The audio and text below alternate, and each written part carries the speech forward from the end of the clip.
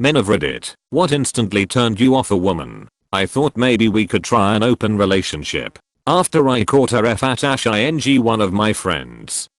Not being able to stay off your phone. I'm on a date to talk to you, not watch you track your followers. I've actually been out with a girl who was actively tracking her online dating while we were on the date. Noped right out of that one.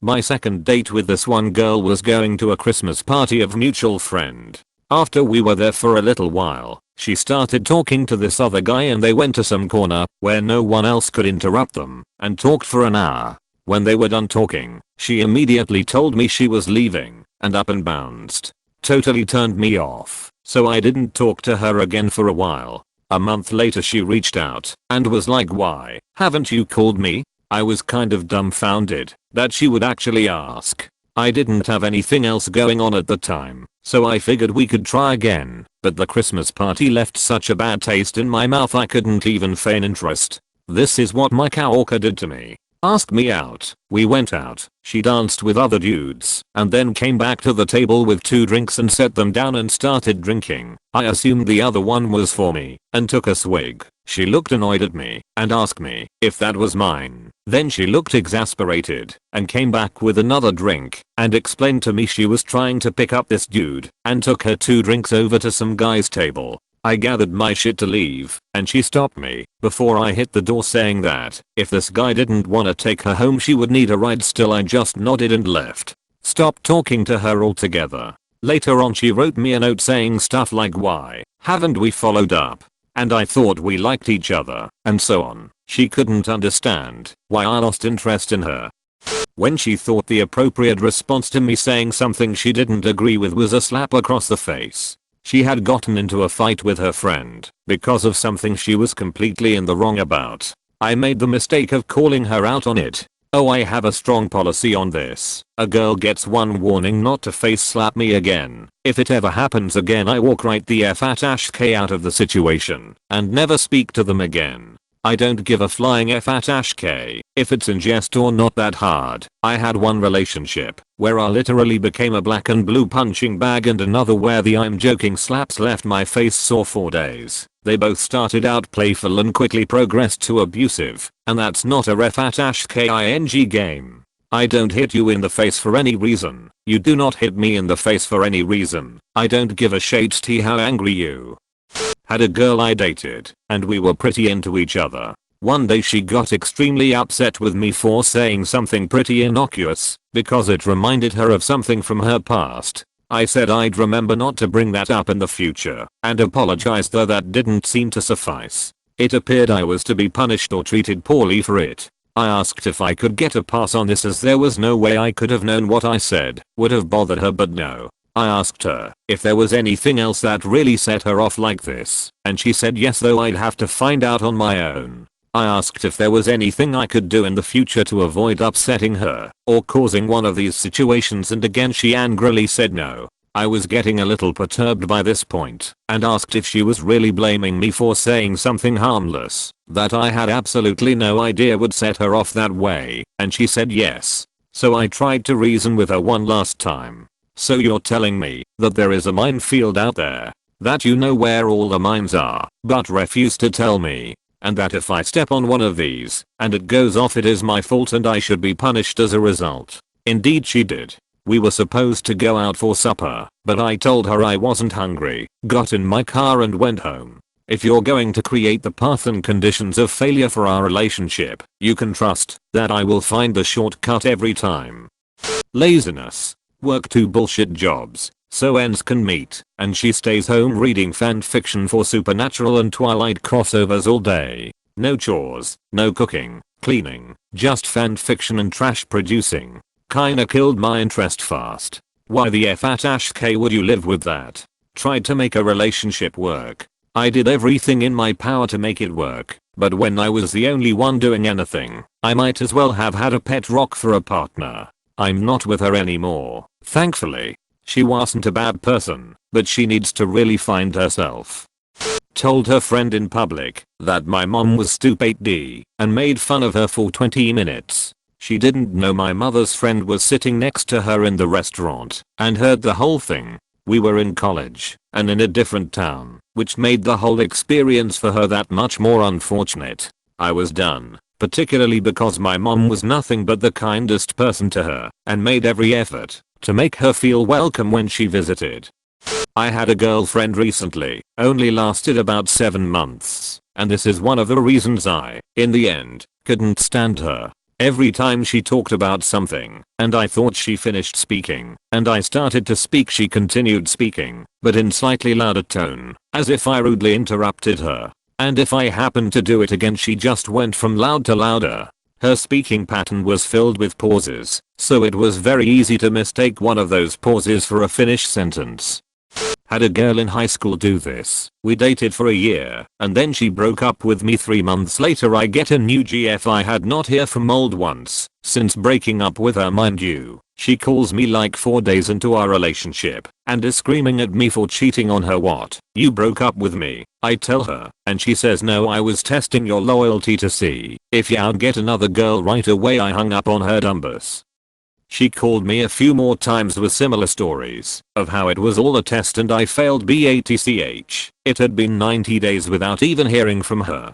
Crazy as F8. Number CK. Had an ex-wife do this. She had a baby and developed postpartum depression at the time. We lived about a 5-hour drive from the area where we both grew up. She says she wants to move back home because of my profession. It's not as simple as just picking up and moving. I take the steps necessary to be able to work, find a job, and move us back home. A few months later she announces that she's leaving me, taking our son, and going to live in her parents' house. Shortly after that, she files for divorce and the divorce is ultimately granted. I started dating, discreetly but not secretly. I find someone I really click with, and I decided we are going to be in each other's lives for quite a while. We both decided that it's time for our respective children to meet the person. As a courtesy, before I introduce my still young son to the woman I'm dating, I tell his mother. She gets upset and tells me that she always thought we would get back together. I tell her she's crazy if she thinks that I'm going to get involved with someone who FATCKING left me. I've been married to my new wife for almost a decade now. My cat and her dog didn't get along. She said I'd have to choose between her and her dog or the cat. I picked cat. She cried. It was the second date. Bye bye. I'm surprised you knew this bit of information on the second date. I could see if you both had dogs and met at the park or something, but how does your cat meet her dog? Second date was me cooking dinner at my apartment. She brought the dog without warning me. Cat immediately took a swipe, so I put him in the bedroom and kept the dog in the living room, and the dog wouldn't stop barking and clawing at my bedroom door. I was pretty much done when she brought the dog over unannounced, but I figured we'd stick out the night since I'd already started cooking, but the dog just wouldn't calm down, which got us heated and led to the ultimatum. Instant clinginess. We went out, had a great date and some light fun at her place. She called me the next day while I was out with a friend.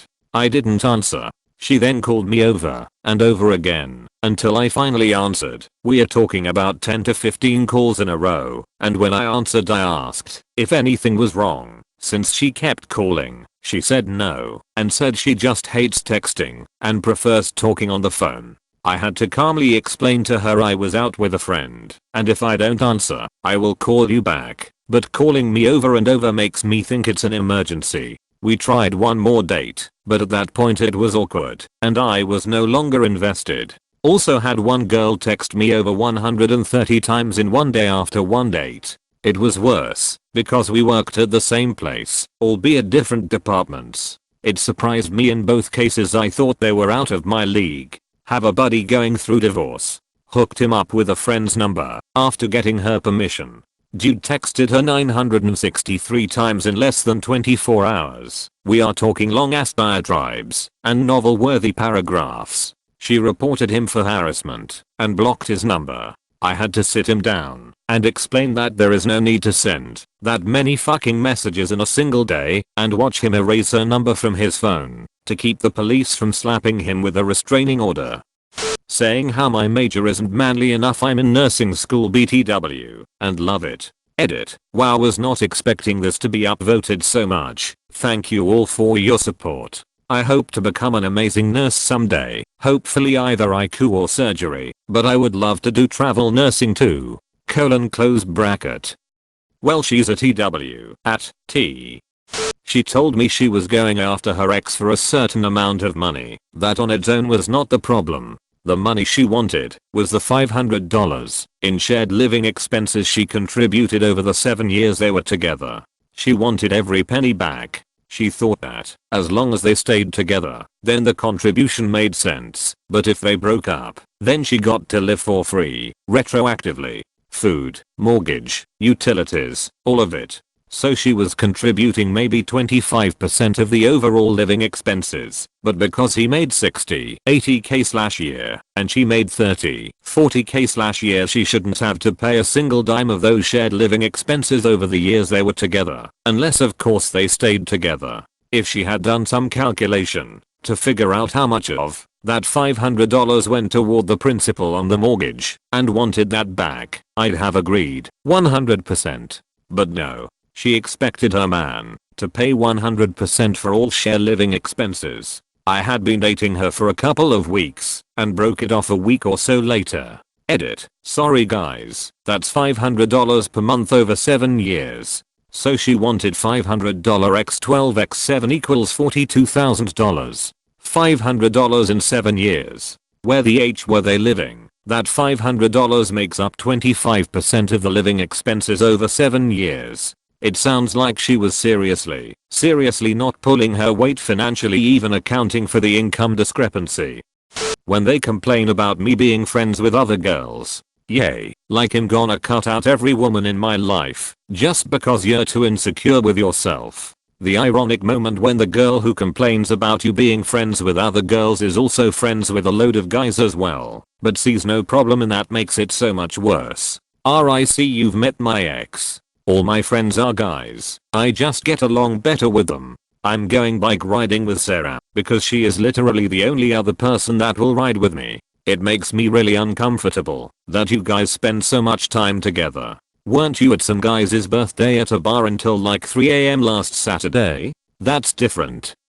Desperate on. It's a common internet meme for men to be desperate and scare women away. Let me tell you, it happens the other way as well. I met a girl online who was pretty, had a good job, kind, generous, and was overall a solid catch. The problem she had was that she was way too desperate to find a partner. I'm not even saying she was the kind of girl who had the relationship mapped out in stages, that is, date 8 months, married in 16 months, kids by 24 months. Those girls exist too. But this girl was just desperate for a partner. She was pursuing the idea of coming home to her partner, cooking him dinner, making him lunch, sitting on the couch in sweats eating popcorn. Basically, she was in love with the idea of being in love. All those things are great goals for a relationship that you can aspire to over time. Not so much something to pursue or dream of on the first or second date. I was in a long-term relationship with someone like this and it hurt when I realized she didn't really like me that much. It was just that she really wanted to be in a relationship. I'm glad I figured it out before we got married, which she was pushing for after 18 months. Ever since then I've been really cautious of people who are moving too fast or just seem to like the idea of being part of a relationship, no matter who their partner is.